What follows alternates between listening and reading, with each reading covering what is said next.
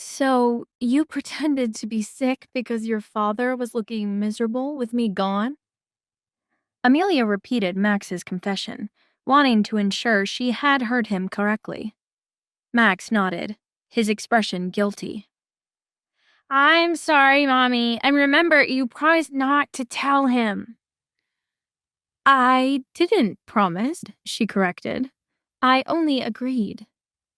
Max's eyes widened in shock, feeling duped by her wordplay. Amelia chuckled and reassured him. But don't worry, little moon, your secret is safe with me. Max wrapped his arms around her in a tight hug. Thank you, big star. Amelia left the table, her mind swirling with thoughts about Max's revelation. Was Javier really that upset about her absence? Lost in thought, she wandered to the villa's front entrance just as Javier was getting into his car to leave for work. Victor appeared preparing to join the prince in the car. Javier, already seated, observed Amelia from inside. Before climbing in, Victor turned to her with a polite smile.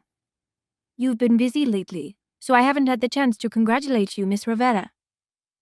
Congratulate me on what? She asked, caught off guard. Your job. Congratulations on retaking the assessment and being admitted to the Council of Foreign Affairs. Oh, thank you, Amelia replied with a polite smile. I didn't expect you to know about my work, considering how busy you are. That's thoughtful of you. The thoughtful one here is Prince Javier. Well, what do you mean?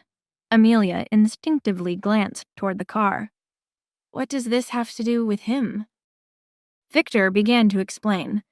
Well, he's the one who called your office to... Javier interrupted sharply. Victor, stop chit-chatting and get in the car already. Victor, taking the cue, climbed in without finishing his sentence. Amelia furrowed her brows and glanced at Javier. Now you're leaving? She complained to Victor. Tell me what you were going to say. Amelia stood there stunned as the car drove away. A realization clicked in her mind, and she quickly turned back toward the house. With her phone in hand, Amelia approached Max, who was engrossed in a game on his own phone while sitting in the corner of the room. He noticed her too late to hide the device. Busted. I know I'm not supposed to have games on my phone, Max admitted quickly, but I swear this one just appeared. I don't even know how. Amelia knelt beside him. That's fine, but you're going to delete it. Right after you help me with something. Do you have your dad's private cell number? I need it. Max's expression instantly shifted from guilt to curiosity. He realized he had the upper hand now.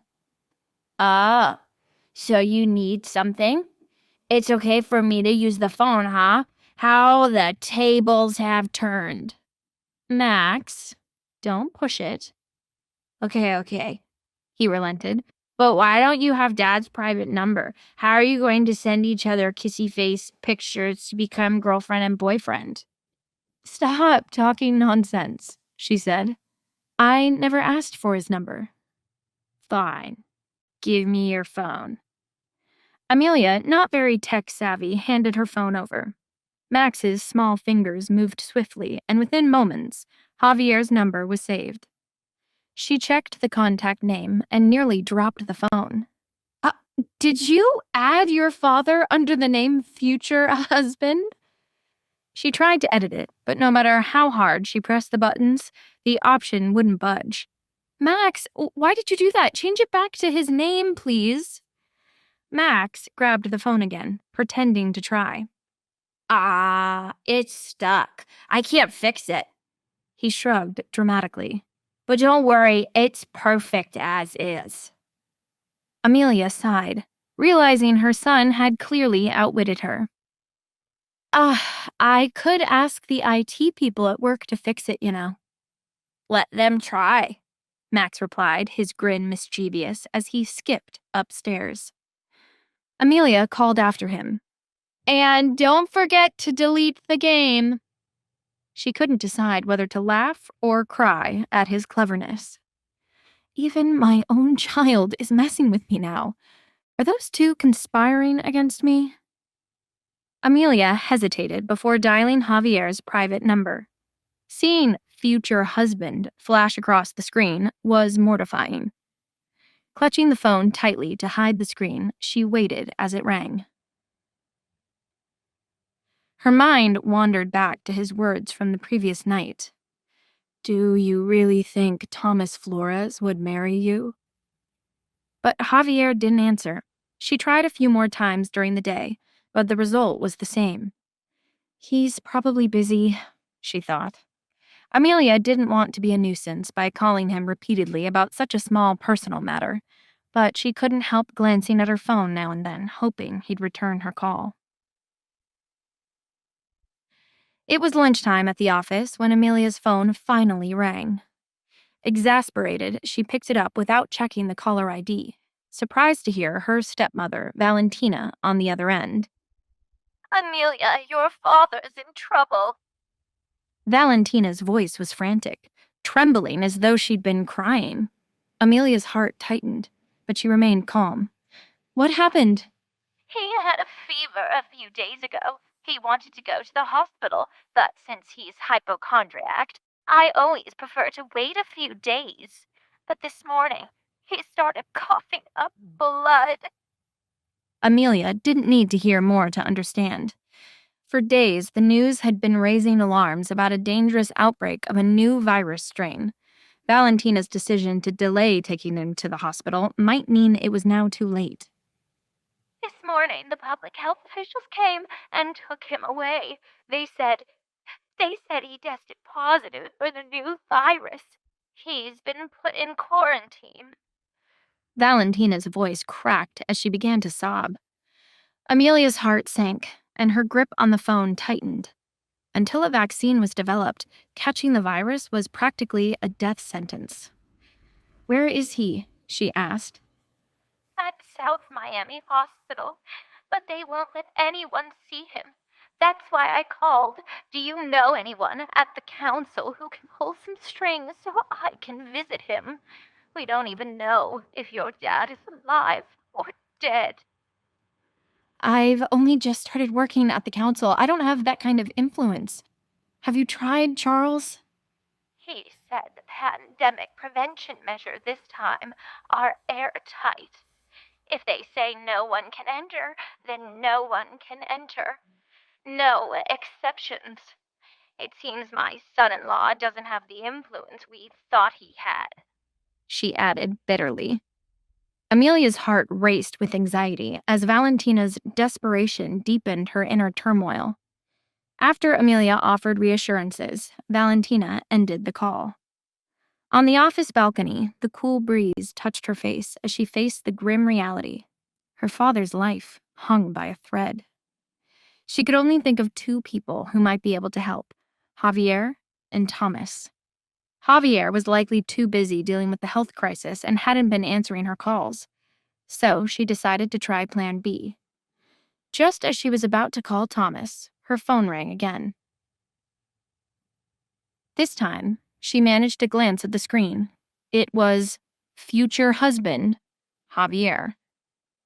Amelia, I didn't know you had my number. At the sound of his voice, her emotions surged, and the strength she had been holding on to crumbled. Tears welled in her eyes. She swallowed hard, trying to speak, but a lump seemed lodged in her throat. Yeah, it's me. Have you been crying? She marveled at how well he already knew her, detecting the sadness in her voice after just a few words.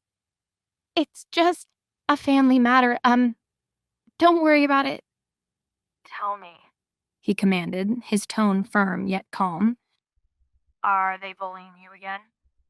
She hesitated briefly before saying, my stepmother just called. She said my father tested positive for the new virus. He's been quarantined and no one can visit him. We don't even know how he's doing. As she spoke, the lump in her throat swelled. Do you want to see him?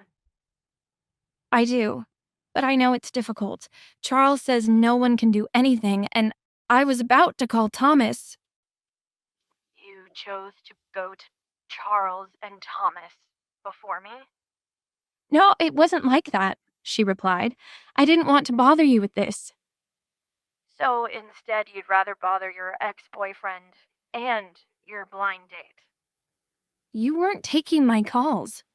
Because they came from an unknown number. Now I've added it. I can't believe you were going to call Thomas after I specifically told you not to. Amelia resisted the urge to snap back. She needed his help. "I really didn't want to trouble you." Who said it's trouble? He sounded angry. You're so unwilling to trouble me, yet perfectly fine troubling Charles and Thomas? "Go back to work. I'll call you later." Silence followed. "Javier, are you still there? Did you hang up?" I'm still here. Just, if I hear you've contacted Thomas again, Javier didn't bother saying goodbye. Amelia stared at her phone, frustrated. Did that mean he was going to help her or not? At the hospital, Sophie and Charles tried to console Martha, whose son was on the brink of death. Yet the elderly woman seemed stronger than the two of them combined. Valentina arrived, visibly distressed. "I just got off the phone with Amelia. She said she'll try to find a way." Sophie sneered. "A way? Amelia has 0 ways. She's just saying that to pretend she's actually planning to help. Charles works directly with the prince and can't get through this system. What could Amelia possibly do about it?" Charles remembered that Amelia's new boyfriend was the influential Thomas Flores. "I think she has more influence than I do," he muttered before quickly correcting himself. "I just mean that Amelia isn't one to make empty promises." Sophie narrowed her eyes suspiciously. "Charles, are you in contact with her? If she dares to chase after you behind my back, I'll destroy her." To find out what happens next, download the Pocket FM app in the next minute to get free access to all episodes of The Royal Accident for free.